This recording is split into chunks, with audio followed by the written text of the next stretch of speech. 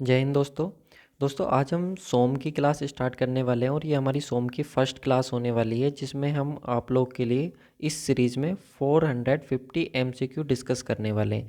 और ये जितने भी क्वेश्चन होंगे वो AJE एग्ज़ाम में बार बार पूछे गए क्वेश्चन होंगे, सबके सब रिपीटेड क्वेश्चन होंगे। अगर आपका कोई स्टेट AJE का एग्ज़ाम है, SSC JEE का एग्ज़ाम है या फिर UP PSC AE का एग्ज़ाम है तो ये क्लास आप लोग के लिए बहुत इंपॉर्टेंट होने वाली है।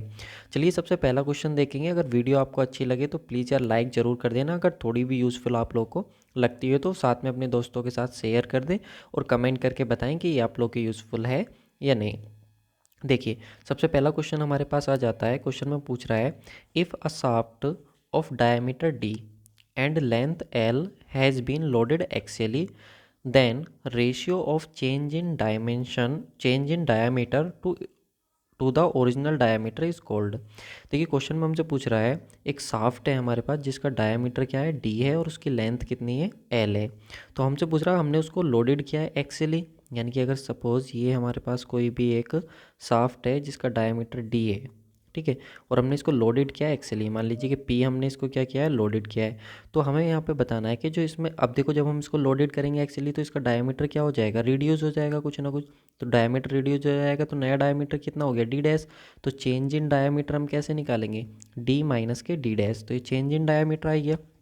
तो change in diameter to the original diameter, और हमें रेशियो बताना है जो चेंज इन डायमीटर है और ओरिजिनल डायमीटर है इन दोनों का जो रेशियो होगा उसको हम क्या बोलेंगे। तो उसको हम क्या बोलते हैं, जल्दी से बताएंगे सब लोग, कमेंट करके अपना आंसर कमेंट कर देंगे। बिल्कुल, देखिए ये आप लोग का क्या हो जाता है, लेटरल स्ट्रेन हो जाता है। इसको हम क्या बोलते हैं, लेटरल स्ट्रेन। तो इसका सही आंसर क्या हो जाएगा, ऑप्शन नंबर डी। ये क्वेश्चन आप लोगों का असम PSC में पूछा गया था प्री एग्जाम में 2015 में। तो लेटेस्ट क्वेश्चन है और इम्पोर्टेंट क्वेश्चन भी है। चलिए इसका और सॉल्यूशन मैं आप लोगों को दिखा देता हूँ। ये देखिए जो हमारा लेटरल स्ट्रेन होता है वो change in diameter upon original diameter का जो रेशियो होता है उसको हम क्या बोलते हैं, लेटरल स्ट्रेन बोलते हैं। अब क्वेश्चन आएगा लीनियर स्ट्रेन क्या होता है। तो लीनियर स्ट्रेन होता है हमारा change in length upon original length. जैसे कि अभी मैंने आप लोग को बताया, अगर ये आप लोग के पास कोई भी एक शाफ्ट है और आपने इसको क्या किया हुआ है, एक्सियली लोडेड किया हुआ है, तो जब आप इसको एक्सियली लोडेड करोगे तो इसकी जो लेंथ है वो इंक्रीज हो जाएगी और डायमीटर क्या हो जाएगा, डिक्रीज हो जाएगा। तो अगर मान लीजिए इसकी लेंथ जो है वो कुछ भी इंक्रीज हो गई है, तो जितना भी लेंथ इंक्रीज हुई है आप लोग का जो चेंज इन लेंथ आएगा, मान लीजिए कि पहले लेंथ कितनी थी L, बाद में कितनी होगी L डैश। तो चेंज इन लेंथ कैसे निकालेंगे, L डैश माइनस L। तो change in length upon original length, इन दोनों का जो रेशियो हमको देगा वो क्या देगा, लेटरल स्ट्रेन। और याद रखेंगे लेटरल स्ट्रेन जो होता है वो यूनिट लेस होता है। कैसा होता है गाइस, यूनिट लेस होता है, इसकी कोई भी यूनिट नहीं होती है। चलिए नेक्स्ट क्वेश्चन पे आ जाते हैं। नेक्स्ट क्वेश्चन है, Young modulus is the ratio of the normal stress to. हमको बताना है जो यंग मॉडुलस होता है वो नॉर्मल स्ट्रेस और किसका रेशियो होता है। तो याद रखेंगे जो हमारा यंग मॉडुलस होता है इसको हम एक और नाम होता है मॉडुलस ऑफ इलास्टिसिटी। क्या बोलते हैं इसको, मॉडुलस ऑफ इलास्टिसिटी। तो मॉडुलस ऑफ इलास्टिसिटी कहे या फिर यंग मॉडुलस कहे, दोनों एक ही चीज़ होती हैं। तो हमको मालूम है कि स्ट्रेस जो होता है वो डायरेक्टली प्रोपोर्शनल होता है स्ट्रेन के। जो स्ट्रेस होता है वो डायरेक्टली प्रोपोर्शनल होता है स्ट्रेन के। तो स्ट्रेस, प्रोपोर्शनलिटी के साइन को हटाएंगे तो यहाँ पे कांस्टेंट ले लेते हैं हम E, और यहाँ पे क्या है स्ट्रेन। तो E जब हम निकालते हैं तो कितना आता है, स्ट्रेस अपॉन स्ट्रेन। तो यहाँ पे हमारे पास जो मॉडुलस ऑफ इलास्टिसिटी आता है वो क्या आता है, ratio of stress, ratio of stress to strain. तो यहाँ पे जो हमारे पास स्ट्रेस होगा वो कौन सा होगा, नॉर्मल स्ट्रेस होगा, और जो स्ट्रेन हो जाएगा हमारे पास वो कौन सा हो जाएगा, लॉन्गिट्यूडनल स्ट्रेन। तो यहाँ पे हम देख लेते हैं किस किस का रेशियो होगा। तो इसका सही आंसर आप लोग कमेंट कर देंगे। देखिए AE एग्जाम में पूछा गया क्वेश्चन है 2016 में, तो एक इंपॉर्टेंट क्वेश्चन है। तो बिल्कुल गाइस, जिन लोगों ने भी अपना आंसर ऑप्शन नंबर C को सिलेक्ट किया उनका बिल्कुल सही है, normal strain with in the elastic limit. तो हमको मालूम है ना, ये हमको हुक्स लॉ ने बताया था। हुक्स लॉ जब हम पढ़ते हैं तो हुक्स ने हमें क्या बताया था कि स्ट्रेस जो होगी वो डायरेक्टली प्रोपोर्शनल होगी स्ट्रेन के within the elastic limit और up to the proportional limit. ठीक है, तो इस तरीके से हमारा इसका सही आंसर क्या हो जाएगा, ऑप्शन नंबर C बिल्कुल सही आंसर हो जाएगा। चलिए नेक्स्ट क्वेश्चन देखिए, यहाँ पे आप देख ही सकते हैं कि जो आप लोग का मॉडुलस ऑफ इलास्टिसिटी होता है वो स्ट्रेस अपॉन स्ट्रेन का रेशियो होता है। चलिए नेक्स्ट क्वेश्चन आता है, which of the following material has the property of malleability. हमको बताना है कि ये चार ऑप्शन हमारे पास हैं, इन चारों में से कौन मेलेबिलिटी प्रॉपर्टी को रिप्रेजेंट करता है। इसका सही आंसर बताएंगे कमेंट करके क्या होगा।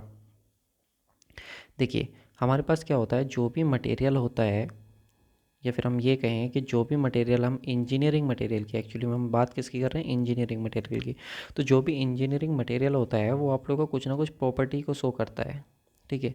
जैसे डक्टिलिटी हो गया, और जो आप लोग का मेलेबिलिटी हो गया, हार्डनेस हो गया, ये उसकी स्ट्रेंथ हो गई या टफनेस हो गई, तो ये सब प्रॉपर्टी कौन है, इंजीनियरिंग मटेरियल जो होता है उसको रिप्रेजेंट करता है।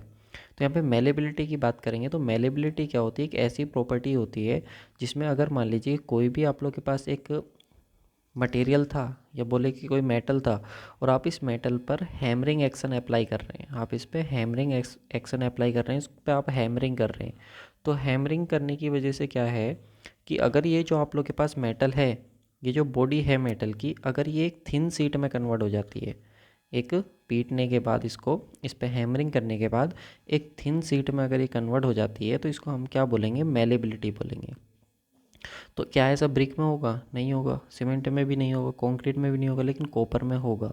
कॉपर को जब आप क्या करते हो, एक हैमरिंग एक्शन जब उस पर अप्लाई करते हो, तो वो किस में कन्वर्ट हो जाता है, एक थिन शीट में कन्वर्ट हो जाता है। तो अगर थिन शीट में कन्वर्ट हो रहा है तो भाई वो क्या होगा, मेलेबल मटेरियल होगा। देखिए इस सीरीज़ की मैं आप लोगों को खास बात बताता हूँ, यहाँ पे आप देख सकते हो इसका सही आंसर क्या हो जाएगा, कॉपर मटेरियल।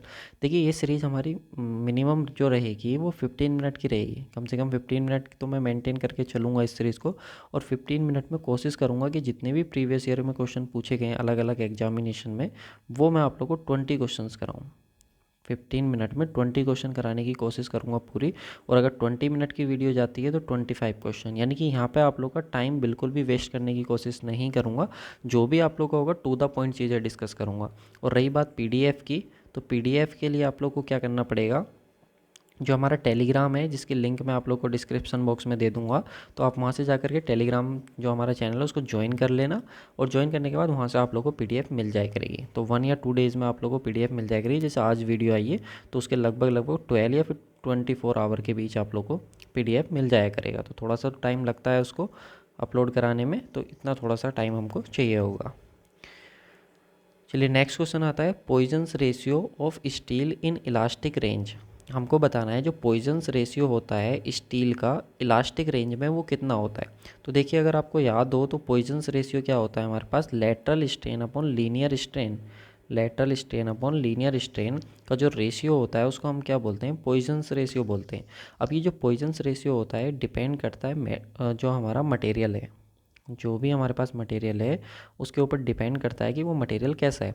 तो अलग अलग मटेरियल्स के लिए अलग अलग हमारे पास इसका पॉइजन्स रेशियो होगा, लेकिन हमसे क्वेश्चन में स्टील के लिए पूछा है, तो चलिए एक बार मैं आप लोगों को बता देता हूँ कि किस मटेरियल के लिए कितना पॉइजन्स रेशियो होता है। यहाँ पे देखिए अगर हम बात करें एलुमिनियम के लिए, तो एलुमिनियम के लिए आप लोगों को कितना होता है, 0.33। ये जितने भी हैं बहुत इंपॉर्टेंट है, सभी बार बार यहाँ पे पूछे जाते हैं एग्जाम में। कास्ट आयरन की बात करें तो 0.2 से लेकर के 0.27 तक होता है। और स्टील जो कि हमसे क्वेश्चन में पूछा गया है, ये स्टील एक्चुअली में स्ट्रक्चर स्टील ही होगा, तो यहाँ पे हमसे जो पूछा गया है तो उसके लिए कितना होगा, 0.25 से लेकर के 0.33। यानी कि हम ये कहें तो स्टील के लिए जो हमारा हो जाएगा, इनमें से इसके बीच कुछ भी अगर वैल्यू है तो वो हमारा हो जाएगा। लेकिन जो पॉइजन्स रेशियो होता है म्यू, इसकी रेंज की बात करें तो याद रखेंगे इसकी वैल्यू जो होती है वो 0 से लेकर के 0.5 के बीच हमारी वेरी करती है, क्योंकि कई बार हमसे क्वेश्चन में रेंज ही पूछ ली जाती है कि हमको ये बताइए कि जो हमारा पॉइजन्स रेशियो होता है उसकी रेंज क्या होती है। तो रेंज हमारे पास 0 से लेकर के 0.5 के बीच हमारी इसकी रेंज होती है। तो अभी हम क्वेश्चन का आंसर देख लेते हैं। देखिए जैसा कि अभी बताया तो 0.3 हो जाएगा, 0.25 से लेकर के 0.33 होता है स्टील के केस में। तो इसका सही आंसर क्या हो जाएगा, 0.3, ऑप्शन नंबर सी। चलिए नेक्स्ट क्वेश्चन पे आ जाते हैं। सॉरी, ये है नेक्स्ट क्वेश्चन हमारे पास। तो नेक्स्ट क्वेश्चन हमसे क्या बोल रहा है, the stress corresponding to the maximum load in stress strain curve is called. देखिए होता क्या है कि जब भी हम स्ट्रेस स्ट्रेन कर्व बनाते हैं किसी भी मटेरियल के लिए, जब हम स्ट्रेस स्ट्रेन कर्व बनाते हैं, सपोज स्टील के लिए बनाते हैं, तो कुछ इस तरीके का हमारे पास स्ट्रेस स्ट्रेन कर्व आता है, ठीक है। इधर हमारे पास स्ट्रेन हो जाती है और इधर हमारे पास स्ट्रेस। तो यहाँ पे बोल रहा है corresponding stress corresponding to the maximum load, यानी कि जहाँ पर मैक्सिमम लोड है उसके करस्पॉन्डिंग स्ट्रेस स्ट्रेन कर्व में हमको जो स्ट्रेस मिलेंगी वो कौन सी होंगी। तो याद रखना यहाँ पे मैक्सिमम होता है, यहाँ पर ही हमको क्या देखने को मिलता है, मैक्सिमम स्ट्रेस देखने को मिलता है। तो इस पॉइंट पे जो हमें स्ट्रेस देखने को मिलती है स्ट्रेस स्ट्रेन कर्व में, हम उसको क्या बोलते हैं, सिग्मा यू। और सिग्मा यू क्या होता है हमारे पास, अल्टीमेट स्ट्रेस। क्या होता है हमारे पास, अल्टीमेट स्ट्रेस होता है। तो इसका सही आंसर क्या हो जाएगा, ऑप्शन नंबर सी। देखो ये राजस्थान नगर निगम एई एग्जाम में 2016 में पूछा गया था, तो लेटेस्ट क्वेश्चन है और इम्पोर्टेंट भी है, ठीक है। तो इसका सही आंसर क्या हो जाएगा, ऑप्शन नंबर सी बिल्कुल सही आंसर हो जाएगा। चलिए नेक्स्ट क्वेश्चन पे आते हैं। If a material is heated up, एक मटेरियल है और उसको आप हीट कर रहे हो, तो उसकी इलास्टिसिटी, जो मटेरियल की इलास्टिसिटी है, इलास्टिक मॉडुलस है या मॉडुलस ऑफ इलास्टिसिटी है, उस पर क्या फ़र्क पड़ेगा, वो डिक्रीज़ हो जाएगी, वो इंक्रीज़ हो जाएगी, वो कांस्टेंट रहेगी, या नन ऑफ दीज। ये लेटेस्ट क्वेश्चन है, 2019 का ही क्वेश्चन है, आप देख सकते हो। सिविल मैकेनिकल दोनों में पूछा गया था, APPSC में, यानी कि जो आप लोग का Andhra Pradesh public service commission का जो असिस्टेंट इंजीनियर का एग्ज़ाम होता है, उसमें ये क्वेश्चन पूछा गया था। तो इंपॉर्टेंट क्वेश्चन है। देखिए अगर आपने इसका answer option number A choose किया है, आप ऑप्शन नंबर ए के साथ गए हैं, तो बिल्कुल सही है। होता क्या है, हमको मालूम है कि जो मॉडुलस ऑफ इलास्टिसिटी होता है वो स्ट्रेस अपॉन स्ट्रेन होता है। अब अगर कोई भी मटेरियल है, सही है, उसको आप हीट करो, उसको आप हीट करो, तो जैसे ही आप उसको हीट करोगे तो हीट करने पे क्या होगा, वो सॉफ्ट हो जाएगा, सॉफ्ट हो जाएगा। अगर वो मटेरियल सॉफ्ट हो जाएगा तो उसकी वजह से क्या है कि उसकी जो स्ट्रेन है वो बढ़ जाएगी। स्ट्रेन क्या है, बढ़ जाएगी। अगर स्ट्रेन बढ़ेगी, जो मॉडुलस है इलास्टिसिटी वो क्या हो जाएगा, डिक्रीज हो जाएगा। क्योंकि हमको मालूम है कि मॉडुलस ऑफ इलास्टिसिटी और स्ट्रेन में जो होता है वो इन्वर्सली रिलेशन होता है। तो सही आंसर क्या होगा, ऑप्शन नंबर डी बिल्कुल सही आंसर इसका हो जाएगा। चलिए नेक्स्ट क्वेश्चन पे जाते हैं। ये देख लीजिए, ये यहाँ पे मेंशन किया हुआ है सॉल्यूशन। चलिए नेक्स्ट क्वेश्चन आता है, आइडेंटिफाई द करेक्ट एक्सप्रेशन। हमें इसमें से करेक्ट एक्सप्रेशन बताना है।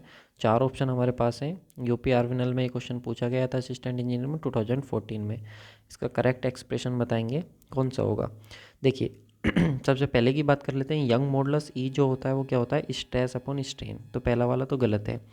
अगला कह रहा है लेटरल स्ट्रेन जो होता है Poisson's ratio into longitudinal strain होता है। तो देखिए पॉइजन्स रेशियो जो होता है वो lateral strain upon longitudinal strain होता है। अब यहाँ से अगर हम लेटरल स्ट्रेन कैलकुलेट करेंगे तो पॉइजन्स रेशियो, एक मिनट, यहाँ से जब हम इसको कैलकुलेट करेंगे तो यहाँ पे बता दे रहा हूँ, जब यहाँ से लेटरल स्ट्रेन कैलकुलेट करेंगे तो पॉइजन्स रेशियो इनटू क्या हो जाएगा, लॉन्गिट्यूडनल स्ट्रेन हो जाएगा। तो यहाँ पे हमारे पास Poisson's ratio into longitudinal strain, तो ये हमारे पास सही आंसर क्या हो गया, बी। देखिए option number C, Young modulus जो होगा वो स्ट्रेन इंटू स्ट्रेस होगा, नहीं, वो तो रेशियो होगा उनका। और जो लेटरल स्ट्रेन होगा वो Poisson's ratio upon longitudinal ratio, ये भी नहीं। तो सही आंसर क्या हो जाएगा, ऑप्शन नंबर बी। यहाँ पे देख सकते हो यंग मॉडुलस क्या होता है, जो कि ई अभी मैंने आप लोग को बताया, स्ट्रेस अपॉन स्ट्रेन होता है। पॉइजन्स रेशियो की बात करें तो आप लोग का lateral strain upon longitudinal strain होता है और यूनिट लेस क्वांटिटी होती है। और रेंज की बात करें तो 0 से लेकर के 5 के बीच इसकी रेंज होती है।